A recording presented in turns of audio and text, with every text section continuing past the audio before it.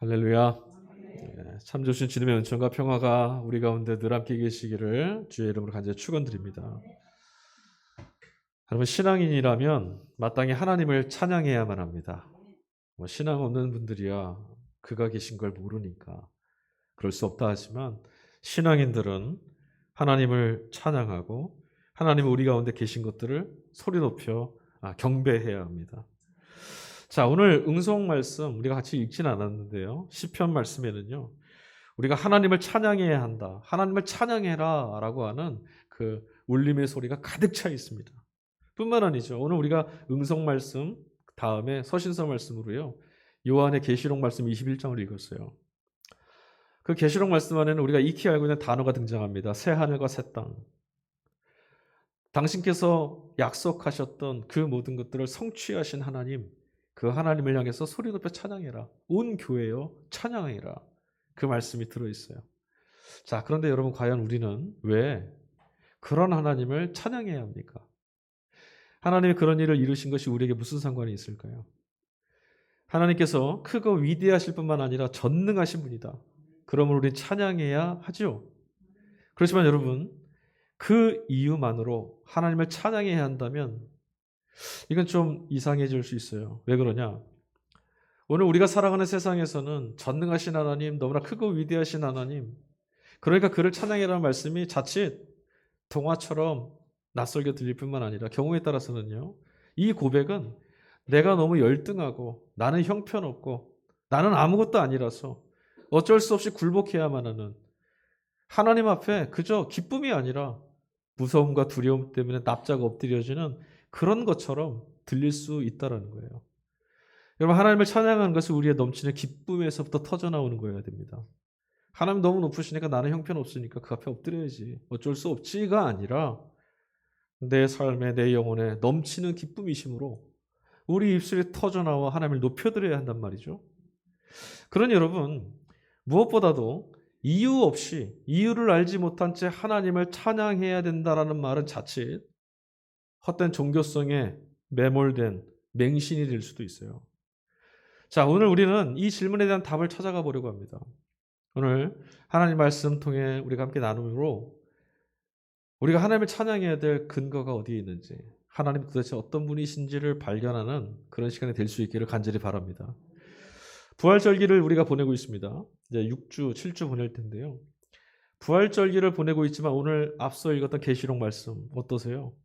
그 계시록 말씀에서 접하게 되는 새 하늘 새 땅이 마치 부활 이 단어처럼 뭔가 알아듣지 못하는 말은 아닌데 손에 잘 잡히지 않고 가늠하기 어려운 그런 말씀으로 들리지 않습니까?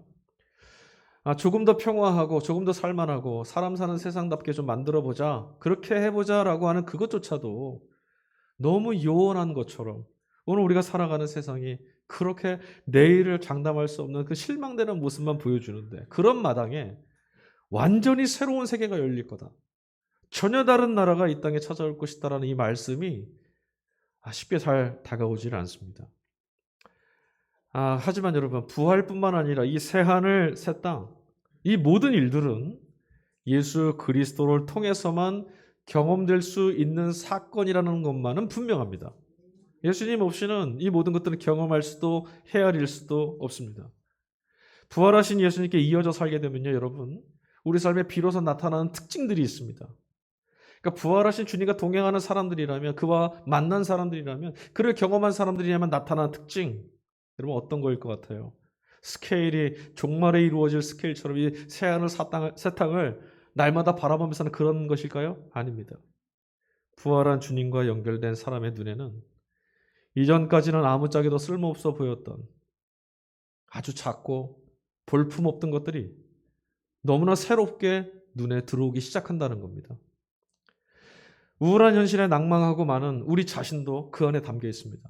이전에는 아무것도 아닌 것 같았는데, 이전에는 이렇게 살다 끝나는 것인가, 내 인생을 축복할 수 없는 저주받은 인생 같았는데, 부활하신 주님을 만나고 난 이후에 돌아보는 나 자신은 하나님의 소망이 가득 담겨있는 존재가 됩니다.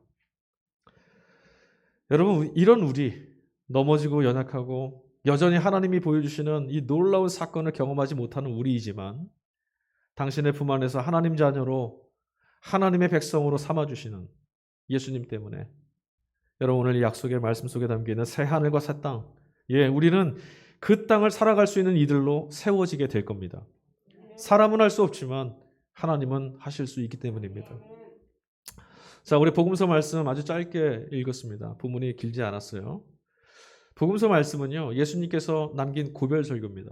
십자가 지시기 전에 제자들에게 주셨던 말씀이에요. 그러니까 유언이죠. 여러분, 유언이라는 것은 어떤 무게를 갖습니까? 어떤 사람이든 자신에게 주어진 시간이 마지막이라는 것을 알고 남기는 말, 유언 안에는요, 그 사람의 인생의 무게가 오롯이 담겨있는 아주 무게를 갖는 말이 됩니다. 허투루 말하지 않죠. 내 인생을 다 쥐어짜서 이 말 한마디를 남기겠다. 이게 유언이잖아요. 지금 예수님께서 제자들에게 공생의 삶 동안 이 땅에서 허락된 당신의 삶 모두를 압축해서 제자들에게 이 한 말씀을 남기고 있습니다. 사랑하는 제자들이 하늘에 닿아서 살아가는 하늘 백성으로 살아갈 수 있도록 그렇게 도와주시기 위한 주님의 진심과 주님의 모든 마음이 이 말씀 안에 담겨 있는 거예요. 그런데 여러분, 잘 기억해 보십시오. 오늘 같이 읽은 이 말씀, 예수님께서 남기신 이 말씀, 막상 주님께서 남기신 유언이라고, 주님이 남긴 마지막 말씀이라고 우리가 읽었는데 도무지 그에 걸맞지 않은 것처럼 우리 귀에 들립니다. 예수님이 남아있는 제자들에게 마지막 남긴 말씀이 뭐였습니까? 너희는 서로 사랑하라, 이 계명이었습니다. 이게 다였어요. 마지막 명령이 가지는 엄중함에 비해서 우리는 이 말씀 앞에 두 가지 정도 반응을 해요. 첫 번째, 겨우 사랑하라는 거였어? 그것뿐이야? 그게 다야? 또 한편으로는 누군가를 진심으로 사랑해 본 적이 없는 우리 자신, 겉으로는 사랑한다 말하지만 진심으로 사랑해 본 적이 없는 부끄러운 내 자신을 숨겨야 한다라고 하는 조급함에 우리 내몰리기도 합니다. 둘 중에 하나겠죠. 하나님의 아들이 남기시는 마지막 말씀이라면 우리는 이런 생각을 할 거예요. 주님이 남기시는 말씀이라면, 마지막 한 말씀이라면 적어도 너희들 목숨 걸고 하나님을 사랑해라, 이 말씀이던가, 아니면 자, 너희들 지금 하는 거 다 그만두고 나를 따라와라, 내가 좀 죽게 생겼다, 나를 따라와라, 이 말씀을 하시거나, 그도 아니면 선교나 전도에 너희들의 모든 것을 걸어서 땅끝까지 하나님 나라를 완성시켜라, 이 말씀을 전하시거나, 그도 안 된다라면 야, 다른 건 못해도 믿음만큼은 좀 잘 쌓아봐라, 이 산을 들어 이 바다에 들어가라, 명할 수 있을 만큼의 그런 믿음은 너희가 꼭 지켜가라, 이런 말씀 정도는 해주셔야 될 것 같은데 그런 게 아니라 서로 사랑해라. 게다가 여러분, 예수님은 이 말씀을 주시면서 너에게 새 계명을 준다라고 하셨어요. 서로 사랑해라라는 말씀이 새로운 계명이랍니다. 근데 여러분, 이미 구약 성경에도요, 이 말씀이 있어요. 새롭지 않은 말씀이에요. 레위 19장 18절에 여러분 익히 아시는 말씀이 들어있습니다. 내 이웃을 내 몸처럼 사랑하여라. 구약 성경에 이미 있는 명령이고 말씀이에요. 그런데 예수님께서는 지금 새로운 계명이랍니다. 도대체 왜 새롭습니까? 무엇이 새롭습니까? 똑같은 것 같은데 왜 새로울까요? 이유는 딱 한 가지입니다. 그 말씀 바로 앞에 붙인, 예수님이 덧붙인 말씀 한 구절 때문에 그래요. 딱 한 말씀이 뭡니까? 내가 너희를 사랑한 것 같이. 저는 이 말씀을 읽을 때마다 눈앞이 캄캄해집니다. 그리고 암담합니다. 서로 사랑하라는 것조차도 지키기 어려운데 예수님이 지금 뭐라고 하셨냐면 내가 너희를 사랑한 수준으로. 부끄럽죠? 여러분, 도대체 예수님이 하신, 우리를 향하신 사랑이 어떤 거였습니까? 십자가 위에서 자신을 송두리째 내어주신 전적인 희생이었고 원수들을 끌어안는 무조건적인 사랑 아니었습니까? 이게 우리에게 가능할까요? 지난주에 우리가 예수님의 말씀 함께 드릴 때 복음서에서 이런 말씀을 하셨어요. 양은 목자의 음성을 듣는다. 내 양은 내 목소리를 듣는다. 영락없이 우리는 이 말씀 앞에서 불안하고 무섭고 두렵습니다. 왜요?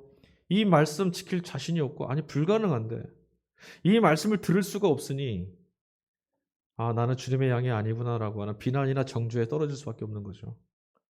여러분, 주님이 나를 사랑하신 것처럼 여러분 옆에 있는 모두를 사랑하실 수 있겠어요? 안 되잖아요. 그럼 우리는 주님의 양이 아닐까요? 우리는 사실 내 이웃을 내 몸과 같이 사랑해라 이 말씀도 무겁습니다. 내 몸처럼 타자를, 내 옆에 곁에 있는 이들을 사랑해 주는 것도 참 어렵죠. 예수님께서는 그런데 이런 우리를 아시는지 모르시는지 내 몸처럼 사랑하는 수준에 머물지 말고 벗어나서 내가 너를 사랑한 것처럼 사랑해라. 계속 요구하세요. 왜 그랬을까? 여러분, 내 몸처럼 사랑한다라는 것 아무리 아름답게 들려도요. 내가 타자를 향해서 아무리 사랑하고 내 마음을 아무리 나누어 주어도요. 그 마음 깊은 곳에는 자기를 향하는 마음이 도사리고 있어요. 내 몸처럼입니다. 그러니까 이런 사랑은요.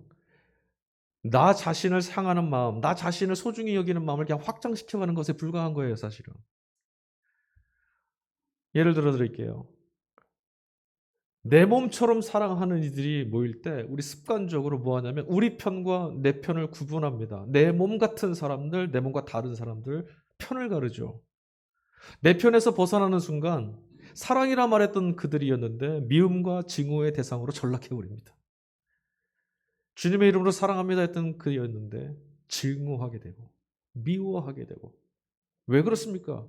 내 몸처럼 사랑했거든요.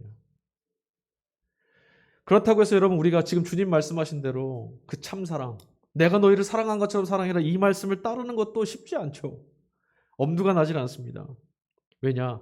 이미 우리는 예수님 안에서 참사랑이 주님이 우리를 향했던 그 사랑이 어떤 모습이고 어떤 것인지를 이미 보아서 알기 때문에 그래요. 참사랑이 어떻습니까? 참사랑은요 늘 고통, 눈물, 울음, 비탄, 자기 희생 결국은 제 목숨을 값으로 지불해야만 하는 스스로 그 고통을 감수해야만 되는 길이라는 것을 우리는 예수님을 통해서 봤어요. 누구에게나 어리석어 보이고요. 많은 이들에게 불가능하다고 외면당하고요. 그렇게 사랑해준 그 대상에게조차 배신당하는 너무 외롭고 고독한 길이 참 사랑의 길입니다. 아무리 쏟아부어도 아무것도 돌아오지 않는 허무와 속상함과 섭섭함과 아쉬움만 남는 게 예수님이 보여주셨던 내가 너를 사랑했던 그 참사랑이었어요. 그런데도 불구하고 우리는 이 말씀 앞에서 지금 도망칠 수가 없습니다. 외면할 수도 없어요. 이 말씀이 너 이 말씀 잘 받아서 누군가에게 전해줘라 한 말씀이면 가볍게 받겠는데 지금 이 말씀은 우리에게 너 자신이 이 말씀이 되라고 하셨던 예수님 명령이거든요. 버릴 수도 없고 삼키지도 못하는 여러분 허투루 할 수 없는 엄중한 주님의 말씀 우리 수준으로 이 말씀을 따라 걷는 것은 불가능합니다. 시쳇말로 말씀드리자면 죽었다 깨나도 할 수 없습니다. 그래서 주님의 말씀은요. 죽었다가 다시 살아난 사람들만 따라갈 수 있는 법입니다. 여기가 중요합니다. 이 말씀이 여러분 지금 이 부활절기를 보내고 있는 우리에게 주어진 이유가 있어요. 예수님이 보여주신 참사랑. 기껏해야 내 몸 사랑하는 수준에서 벗어나지 못하는 이 사랑을 하나님 사랑까지 증진시키려면 예수님과 함께 다시 사는 제자, 예수님으로 더불어서 다시 살아낸 그 부활을 나의 삶에서 경험하고 살아내는 사람들만 걸어갈 수 있다는 것을 가르쳐 주신 거예요. 맞습니다, 여러분. 여전히 내 자신이 죽지 않는 한은 우리는 결코 주님의 뒤를 따를 수 없습니다. 이거 인정해야 됩니다. 그렇지 않을 때 우리는 가식과 허위에 떨어집니다. 그런 척하고 살게 돼요. 아니요, 나로서는 할 수 없습니다. 이 자아의 절망과 죽음을 인정해야 합니다. 하나님 저는 못합니다. 그런 존재입니다. 그리고 나서 다시 하나님은 하실 수 있으시다라고 하는 믿음의 사람으로 살려내는 부활에 이어져야 합니다. 하나님은 하실 수 있어요. 부활의 능력이 우리를 주님의 사람으로 주님이 우리를 사랑하셨던 그 사랑으로 닮아갈 수 있는 이로 만들어주시는 거예요. 우리 지난주에 이어서 일독서 말씀으로 사도행전 말씀을 읽었습니다. 사도행전 말씀 안에는 한 사람이 등장합니다. 베드로였죠. 지난주도 우리가 베드로 읽었어요. 부활하신 예수 그리스도를 만나고 경험한 이후에 베드로, 그의 행로와 그의 걸음이 뭔가 심상치가 않습니다. 지난주에 어떻습니까? 죽었던 다비다를 부활하신 예수 그리스도의 손길을 통해서 그를 일으켜 세우고, 본문의 마지막에 어떻게 끝났었죠? 무두장이 시몬의 집에 가서 머물렀던 것으로 끝났었어요. 천박하다라고 비난당하고 조롱받던 사람, 누구나 다 소외했던 그 사람에게로 베드로가 다가갔습니다. 근데 오늘은 그곳에서 떠나서 어디에 갔느냐? 이방인 백부장 고넬료의 집에 지금 갔습니다. 그냥 지나가다가 들린 것이 아니에요. 그의 집에 머물게 됐어요. 아무리 읽어도 이 대목에서 베드로가 이제 평판 좋은 유대인으로 인정받는 거 포기하고 걷어찬 것만 같아요. 이제 포기했나 봐요. 여러분, 이방인을 만나는 것은 불법입니다. 이미 베드로가 28절 말씀에 그렇게 말을 해요. 이방인을 만나는 건 유대인에게는 불법이에요. 금지된 거예요. 그 베드로 자신이 잘 알고 있어요. 그뿐만 아닙니다. 고넬료는 유대인들에게 부정하게 여기는 이방인일 뿐만 아니라 유대인의 원수였어요. 가이사라 지방에 주둔하던 로마의 장교입니다. 오늘 우리로 치면요, 일제시대에 일본 순사의 집에 간 거예요. 독립운동가들 잡아 죽이던 순사의 집에 지금 간 겁니다. 일본 사람에게. 방문만 한 게 아닙니다. 베드로는 그의 집에 가서 손을 얹고 안수해주고 그 자신을 사랑하는, 그 자신이 사랑했던 예수 그리스도 이름으로 기도까지 해줬어요. 베드로가 여기까지 넘어오는 거, 이 경계를 넘어서는 거 쉬웠냐? 아니요. 그에게도 정말 어려운 걸음이었습니다. 오늘 본문 말씀을 보니까 민족의 원수인 그에게 찾아가라는 하나님 말씀을 그가 거절합니다. 하늘에서 보자기가 막 내려오면서 네가 부정하다 여기는 거 부정하다 여기지 마라. 그에게 가라. 하나님께서 계속 환상을 보여주시는데도 베드로가 거부해요. 심지어는요, 그럴 수 없습니다 막 이렇게 말합니다. 나는 절대로 못 삼킵니다. 절대로 용납 못하겠다는 말이죠.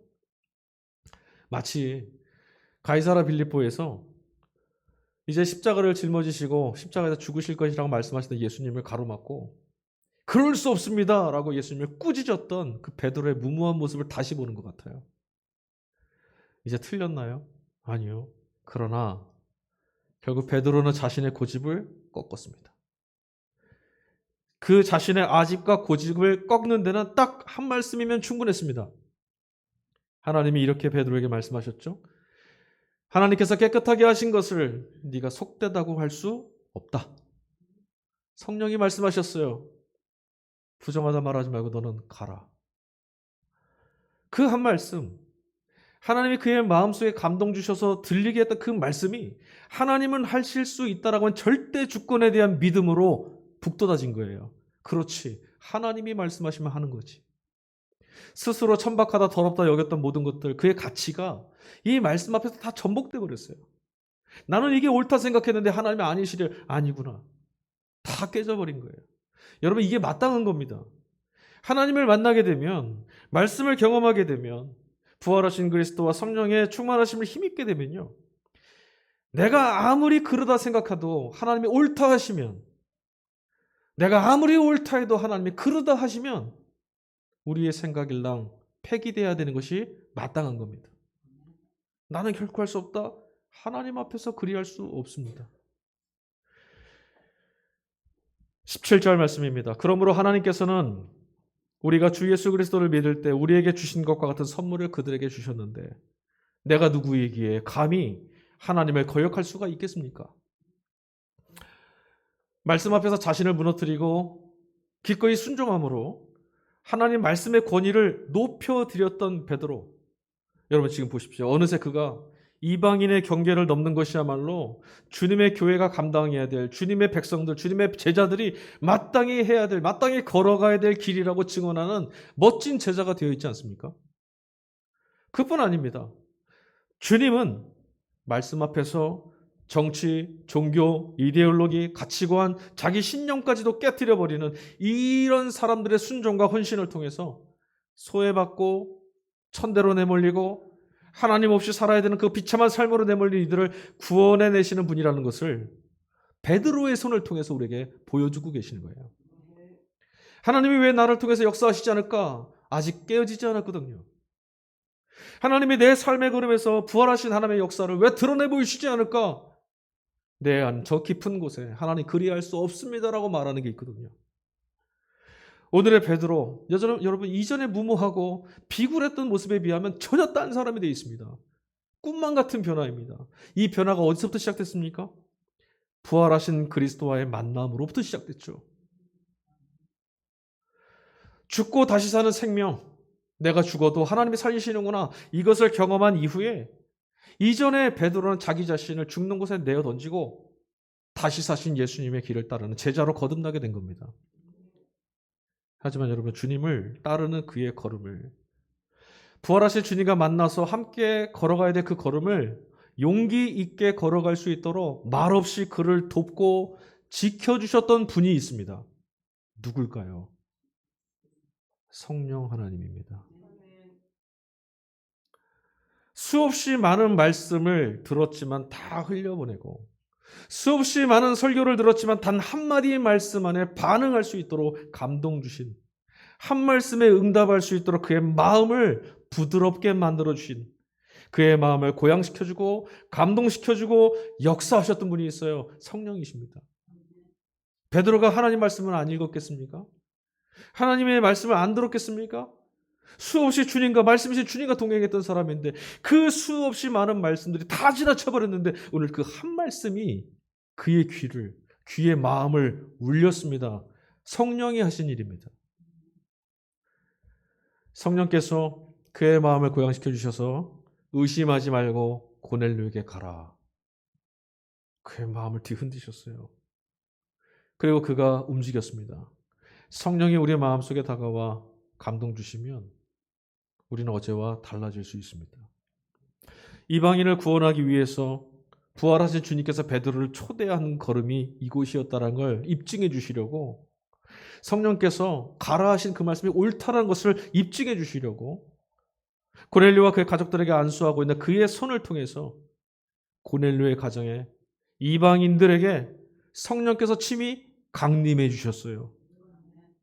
베드로 자신이 지금 부활하신 예수 그리스도와 함께 동행하고 있다는 것을 드러내 보여주시는 거예요. 다시 살리시는 예수님과 네가 같이 있으니 다시 사는 역사가 나타나고 있지 않느냐. 다시 살리시는 예수님과 네가 함께하니 네가 있는 곳마다 죽어있는 이들이, 깨져있는 이들이 다시 살아나는 하늘에 닿는 역사가 나타나고 있지 않느냐. 이걸 보여주시려고 성령이 그 가정에 지금 강림해 주신 거예요. 여러분, 부활절기 이 절기가 끝나게 되면 그 다음 절기가 뭔지 아십니까? 성령 강림절입니다.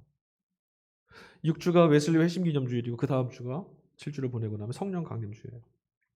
왜 부활절기가 성령 강림절기의 앞에 있는지, 왜 부활절기 내내 성령이 함께 계심을 조용히 바라보면서 그런 말씀을 우리에게 주시는지가 너무 분명해지는 거죠. 성령이 어떤 분이십니까?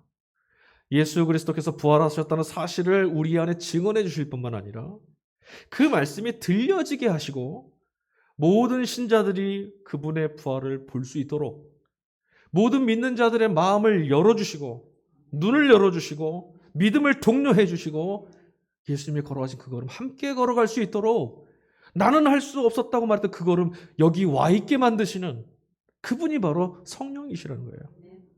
도우시는 성령의 위로 없이는 여러분 누구도 예수님의 부활을 믿을 수 없습니다. 감동 주시는 성령의 역사가 없이는 누구도 그 말씀을 믿을 수 없고 예수를 주시라 고백할 수가 없습니다. 우리의 영혼이, 우리의 내면이 깨우쳐 알 수 없다는 거예요. 부활하신 주님과 동행하려고요. 그러면 어떻게 해야 됩니까? 성령의 도우심이, 성령의 함께하심이, 성령의 내주하심이 있지 않고는 못 가는 걸음이라는 거예요. 자, 그러면 여러분, 모든 것이 성령에 의해서만 가능하다면 성령이 임하실 때까지 우리 그럼 멍하니 가만히 기다리고 있으면 될까요? 우리 무엇을 질문해야 되겠습니까? 뭘 찾아야 되겠습니까? 어떤 이에게 성령이 찾아오시는가? 자, 오늘 말씀에 고넬료를 소개하고 있는 이 첫 대목을 읽어보면 적어도 성령께서 어떤 이들을 찾으시고 어떤 이들에게 찾아가서 역사하시는 분인지 우리 알 수 있습니다. 자, 오늘 10장 1절과 2절 말씀입니다. 가이사라의 고넬료라고 하는 사람이 있는데 그는 이탈리아 부대라고 하는 로마 군대 백부장이었다. 그는 경건한 사람으로 온 가족과 더불어 하나님을 두려워하며 유대 백성에게 자선을 많이 베풀며 늘 하나님께 기도하는 사람이었다. 아멘. 이 말씀 안에 답이 들어있어요. 여러분이 산기도를 많이 하고 어떤 능력 있는 분께 가서 안수받고 그래서 성령이 임하는 것이 아닙니다. 성령은 목적을 갖고 찾아오십니다. 보세요. 이 고넬료가 어떻게 언제부터 하나님을 믿게 됐는지는 알 수 없어요. 이방인이었습니다. 근데 지금 이 말씀은 그가 하나님을 두려워하고 늘 하나님께 기도하였더라. 그가 언제부터 믿게 됐는지 우리는 전혀 정보가 없어 알 수 없지만 분명한 것은 그가 지금 세상의 성공의 길들을, 그 보장되어 있는 길들을 다 버리고 하나님을 경외하는, 하나님을 믿으며 살아가는 길을 선택했다라는 거예요. 그는 로마의 백부장이었습니다. 로마의 장교예요. 그가 출세하려면 어떻게 해야 됩니까? 황제를 높이고 황제를 찬미하고 황제에게 아첨하고 황제에게 눈에 들어야 되잖아요. 그런데 지금 오늘 말씀은 그가 하나님을 높이며 살았답니다. 그의 삶이 어땠을지 여러분 짐작하시죠? 황제에게 잘 보이는 길을 버렸으니 하나님께 나는 나아가겠다고 그 길을 선택했으니 출세 대신에 그의 삶을 찾아왔던 것은 오히려 고난이나 위태로운 삶이었을 것을 우리 짐작해 볼 수 있어요. 그는요, 그러나 자신이 선택했던 이 길, 이 믿음의 길을 포기하지 않았습니다. 베드로를 만나는 이날까지 그는 포기하지 않았어요. 그만큼 그에게 있어서 하나님 나라는 모든 거였습니다. 이 고넬료에 있어서는 도대체 유대인들의 하나님이신 저 하나님, 그분이 누구이신가 알고 싶은 갈망이 깊었어요. 주님의 이름을 여러분 자신의 입지를 강화시키는 명분으로 삼고 세상에서 성공하고 출세하기 위한 수단으로 삼고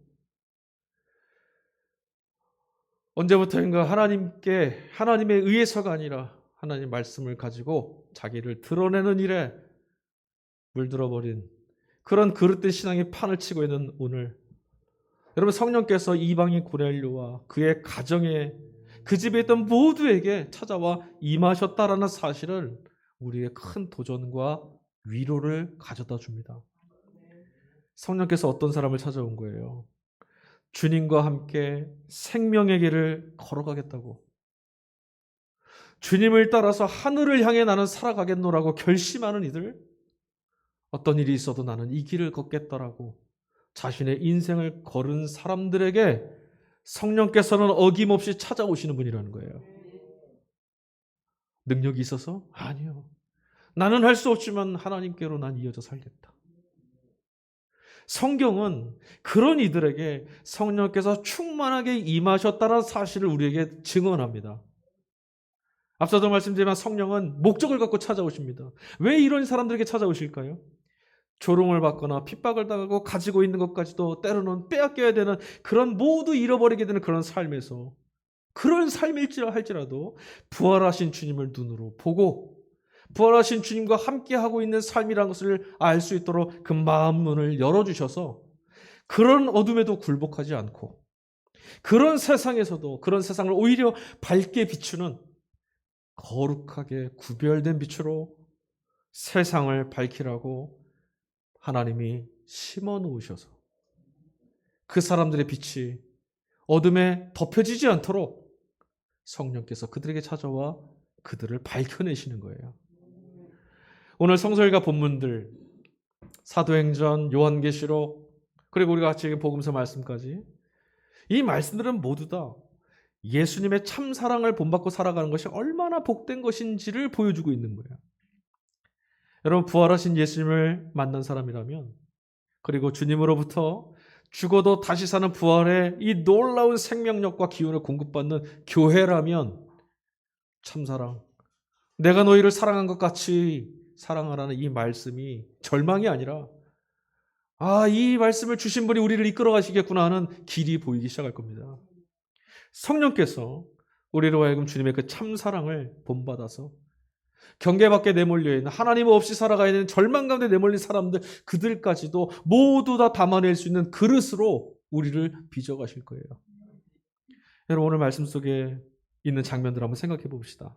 베드로가 고넬료의 집에 가기 전에 환상 가운데 봤던 하늘에서 내려오는 커다란 보자기, 계시록 말씀에서는 뭐가 또 내려왔어요? 새 하늘과 새 땅이 내려왔어요. 이것들은 모두 다 하늘로부터 내려오는 거예요. 보자기가 내려왔을 때 그 안에 뭐가 담겨 있었습니까? 부정한 것들. 베드로가 봤을 때 깜짝 놀랐던 아주 부정한 것들이 잔뜩 들어 있었어요. 그러나 여러분, 사실은 그 보자기는 우리가 혐오하고 우리가 부정하다 여기는 그 모든 것들을 품어주시는 하나님의 사랑의 보자기입니다. 새하늘과 새 땅은 어떤 나라입니까? 하늘로부터 임한 그 땅은 어떤 곳입니까? 그곳에는요, 그 땅에 아름다울 수 있는 것은요, 그곳에 바로 말씀이신 그분, 우리의 주님이신 예수 그리스도가 계시는 곳이기 때문에 그런 거예요. 새하늘 새 땅에 예수님이 없었다면 그 땅은 우리에게 아무 의미가 없습니다. 근데 그 땅이 우리에게 임하였다고 합니다. 아름답고 행복한 위로가 가득한 곳입니다. 왜 그렇습니까? 예수님이 그곳에 계시다면 그 새하늘과 새 땅은 이 땅에 남겨져 있는 누구라도 천박하고 더럽다고 소외시키지 않고 여전히 울고 있는 이들의 모든 눈물을 닦아주시고 또한 모두의 눈물을 닦아주시기 위해서 찾아오시는 나라라는 거예요. 어떤 사람들만 올라가는 하늘이 아니에요. 예수님께서 우리를 기억하셔서 찾아오시는 나라. 베드로가 그리스도의 복음을 전하고 안수할 때 이방인 고넬료의 가정에 성령께서 강림하셨다고 했죠. 하나님의 긍휼과 사랑의 보자기가 버림받은 이들의 상처를 품어주고 하나님 앞에 부끄럽지 않도록 덮어주기 위해서 임한 겁니다. 하나님의 한 가족, 하나님의 한 몸으로 받아주시려는 그 참사랑이 성령을 통해서 드러나게 되는 거예요. 성령이 임하시는 곳에는 예수님이 나를 사랑하신 것 같은 사랑이 드러나게 돼 있어요. 게다가 여러분, 여전히 그리할 수 없습니다라는 불신을 떨쳐내지 못하는 우리인데, 우리도 이미 하나님께서 그리스도 예수 안에서 피 흘리신 그리스도라고 하는 생명의 보자기로 우리를 품으셔서 당신의 자녀로, 당신의 가족으로 받아주시지 않았습니까? 그러므로 사랑하는 교회 여러분, 우리 모두는 이 말씀 앞에 아멘으로 응답해야 합니다. 하나님이 하신 일이니 사람이 막을 수 없습니다. 또한 여러분, 우리는 모두 이 말씀을 한 몸으로 경험하면서 살아가게 될 겁니다. 사람은 이 일을 할 수 없으나 하나님은 무슨 일이든 하실 수 있습니다. 나는 할 수 없다고 했던 우리의 불신, 차별, 혐오, 절망과 낙심의 벽을 허물고 주님의 참사랑에 기대어서 살아가는 우리 안에 우리의 주님 되신 예수 그리스도께서 새 하늘과 새 땅, 하나님의 나라를 가지고 오실 줄로 믿습니다. 주님의 말씀에 응답하며 말씀 주신 분이 이끌어 가실 것들을 신뢰하고 나는 할 수 없으나 하나님은 하실 수 있습니다. 나는 이 걸음 가운데 서 있겠습니다. 응답하며 살아가는 하나님의 백성들 되시기를 주의 이름으로 간절히 축원합니다.